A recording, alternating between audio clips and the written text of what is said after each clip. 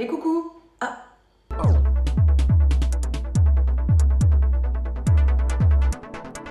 C'est un jour un bain en meurtre, une fois de plus. C'est vrai qu'au niveau du bain, toujours pas. Par contre, j'ai mis un maillot de bain, ça passe. Et c'est l'histoire de Corinne, 30 ans, mannequin, au Texas quoi. Et Steven, 68 ans, gros lard. Mais pas que. Steven travaille dans la prod, je crois. Je crois que je dis n'importe quoi surtout. Bref, à la télé. En tout cas, c'est un gars qui a fait sa fortune tout seul. C'est tout à son honneur. Donc voilà, il est là, il vit sa petite vie pépouse, sans embûches, au calme. Coco, c'est pas pareil. Elle a 30 ans, mais elle a déjà bien bourlingué. En fait, elle a grandi dans une famille adoptive. Alors, famille adoptive ou pas, la famille dans laquelle t'atterris quand tu nais, c'est la roulette russe. Malheureusement pour Coco, elle est pas tombée dans la famille la plus équilibrée du Tchèqueson. C'est-à-dire qu'elle se fait violer par son frère adoptif le samedi, violer par son père adoptif le dimanche. Petite vie pas pépouse pour le coup, pour Coco. Voilà, donc des petites, ça lui fait quand même des week-ends assez chargés. Bref, à 17 ans, elle tombe enceinte, c'est une mère de jumelles. Elle se marie avec le géniteur, qui n'est ni son frère ni son père. Peu importe, c'est pas l'éclate, donc elle divorce. Coco, c'est quelqu'un qui a vraiment des difficultés à attendre la fin du mois pour toucher sa paye. Elle est comme ça, elle a pas la patience. Du coup, elle fait des fraudes à l'assurance pour arrondir ses débuts de mois, du coup. Elle se fait gauler, s'ensuit un petit séjour en prison. Et en sortant de prison, elle a bien réfléchi. À partir de maintenant, faut la jouer fine. Fini les fraudes à l'assurance. Alors, elle va se trouver un job au country club du Tchex. Country club. Oh, country club, c'est là où il y a tous les blindax, ni plus ni moins. Et c'est là qu'elle rencontre Fat Steven. Fat Steven, qu'est-ce qu'il va faire pour la séduire? Il va user de ses charmes. Non, je rigole. Il va user de son argent. Donc il va rapidement lui acheter des choses très très chères. Et elle va rapidement venir habiter dans son grand manoir. Et paf, mariage. Qui dit mariage dit nuit de noces. Et là, Steven a des aveux à faire à Coco. Attends, Coco, il y a un truc que je t'ai pas dit, c'est que avant qu'on ken, il faut que tu m'injectes un produit dans la bibite. Non, fais pas la grimace, t'inquiète pas, ça me fait pas mal, c'est $1, le truc est $1. Non, mais il s'agit pas de ça, c'est juste que maintenant j'ai envie de gerber sur la bibite.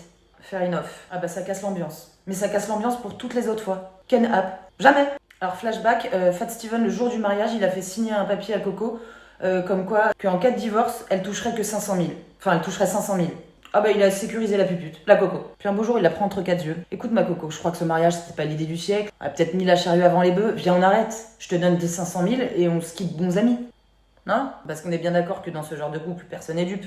Coco, elle veut l'argent de Fat, et Fat, il veut la chatte à Coco. Seulement la Coco, elle a de grands rêves. 500 000, c'est pas... Elle, c'est le million. Le million. Elle est pas chaud de voir sa poule aux odeurs se carapater. Donc elle lui propose un nouvel accord. On divorce pas. Et tous les dimanches, je te... Steven, il a chaud, il a faim, il dit Du coup, il surenchérit, ça lui donne une nouvelle idée. Il lui dit, on divorce tu me et si t'avales, je te donne 10 000 tous les mois, d'argent de poche. Coco, elle réfléchit pas bien longtemps. Elle dit, tu sais quoi, au pire, je prends un petit Vogali, ok. Deal. Elle est ravie, elle est en feu follet, elle le crie sur tous les toits, chut. Bon, sauf que nous, on a bien compris depuis le début qu'elle est un peu zinzin. Donc, qu'est-ce qu'elle fait? Elle dilapide bien plus que ce qu'il y a sur le contrat. Elle est en roue libre. Et même de temps en temps, elle lui fout 2-3 somnifères à Fat pour aller rejoindre son ex. Steven, il est pas dupe. Enfin, pas trop. Et il en a un peu ras à la casquette, le Steven. Donc il la fout en HP, ça dégage. Sauf qu'en HP, on fait des rencontres. Et Coco rencontre Chantal. Ouais. Et très rapidement, elles sont épanouies. Si épanouies qu'en sortant de HP, Coco ramène Chantal chez elle. Enfin, chez Fat. En mode, voilà, les enfants, je vous présente Chantal. Non, mais c'est une amie. Sauf que tout le monde les entend, H24, en train de tarot. Et là, Steven, il câble. Ma patience a des limites. Chantal, tu sors. Fat Steven, tu vas payer pour ton insolence. C'est là, c'est aujourd'hui. Il se réveille à 3h du matin avec tout ce qui est censé être à l'intérieur du ventre, à l'extérieur du ventre. Posé dessus, comme ça. Il y avait tout un barbecue, des chipots, des merguez, des brochettes, de quoi faire des burgers, des petites choulettas. Steven, il est en bas, il se dit j'arriverai jamais à me les remettre tout seul. J'appelle l'hôpital. Et le gars au téléphone, il lui dit mais comment c'est possible? Enfin, comment c'est arrivé? Lui il dit je sais pas, c'est la première fois que ça m'arrive. Véridique, hein, il dit vraiment ça, je l'ai lu. Moi je me suis réveillée avec tout ce bazar comme ça sur moi, j'en sais pas plus. Maintenant si vous pouviez envoyer quelqu'un parce que ça pique un peu. Donc Fat part à l'hôpital. Et pendant ce temps, la police interroge Coco. Mais du coup vous étiez où pendant ce temps, cette nuit? Moi, j'étais dans la chambre d'à côté. Je dormais comme un charme. Vous avez rien entendu du coup? Quand même, votre mari s'est fait tirer dessus. Ah bon? Bon, elle fait la gogole, ça passe. Elle n'est pas inquiétée plus que ça, pour l'instant. Puis là, c'est au tour de Steven d'être interrogé. Monsieur Fat Steven, qui vous a fait ça? Parce que là, le truc, c'est un carnage. Il y en a partout. Je veux bien que vous ayez le sommeil profond, Fat, mais là, vous vous êtes fait tirer dessus. À un moment donné, c'est-à-dire que là-bas, elle a perforé le bidou, et là, ça a explosé, tel une piñata, le bordel. Et paf, barbecue. Je sais, c'est la Gouine. La quoi? C'est Chantal Lagouine. Lagouine comme un nom de famille, en un mot? Chantal Lagouine? Non, comme ça.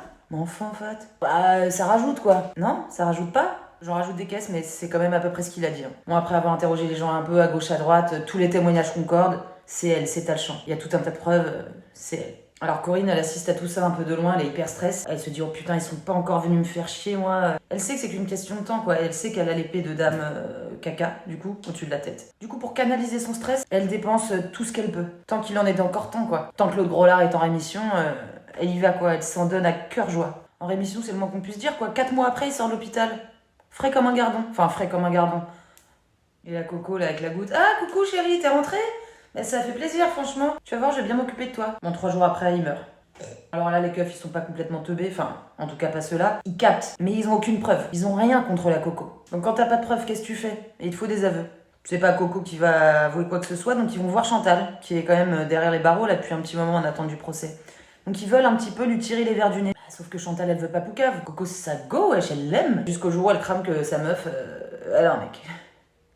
Elle se dit, attends, là, ça fait des mois que moi je suis là, derrière les barreaux, en train de couvrir la pendant que elle se fait enfiler. Déchire la déposition, là, je vais t'en refaire une. Tu notes sur le truc, Coco, c'est elle. C'est son plan, c'est son gros, c'est tout. C'est elle. Je suis Minus, elle est Cortex. Oui, alors oui, c'est moi qui ai appuyé sur la détente, mais le coup de la piñata, c'était son idée. Bref, c'est l'heure du procès, parce que là, ils ont tout. Sauf que la Coco, elle a pas grand-chose pour se défendre, donc elle va partir dans des trucs genre... non, mais la dame, moi, là, je la connais pas plus que ça, hein. Quand même, à Coco, il y a pas moins d'une vingtaine de personnes qui vous ont vu, bon... à d'autres. Même ses filles, elles témoignent contre elle. Oui, bah non, mais plusieurs fois qu'elle répétait à maman, ah, mais il est pas encore mort, lui. Elle disait ça. Coco prend perpète, Chantal prend 20 ans. Coco, elle aura quand même une possibilité de liberté conditionnelle en 2042, il me semble. Je fais que des il me semble, genre j'ai rien vérifié moi avant de faire le... C'est fini, bisous.